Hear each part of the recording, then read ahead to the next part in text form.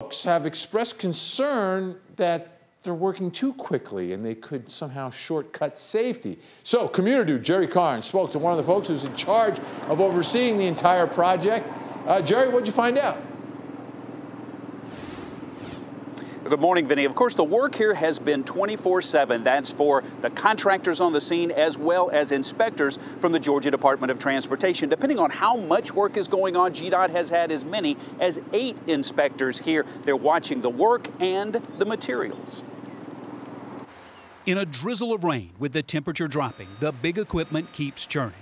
It takes more than nasty weather to stop the crews rebuilding Interstate 85. When they work, so does this GDOT inspector. Here he is pushing a wheelbarrow full of the equipment he'll use to make sure the rebuild is done right.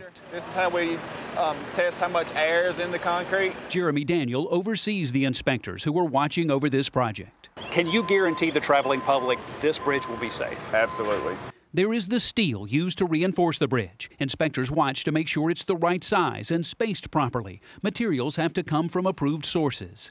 In order to reopen this section of interstate as quickly as possible, contractor C.W. Matthews is using a concrete mixture that cures or strengthens quicker.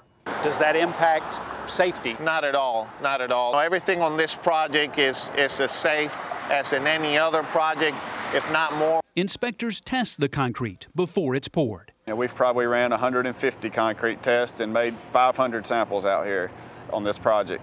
That's how we make sure the concrete that was placed is satisfactory. The circumstance is extraordinary, but Jeremy Daniel insists while the process here may be on a fast track, it's the same as with any other bridge construction. The traveling public should have no worries. Absolutely not. And I will be the first one to drive over it. The concrete decking is now down. That's what we'll drive on. The contractor is busy right now putting up the concrete barriers. They'll have to texture the road. They'll have to stripe it. We're getting close.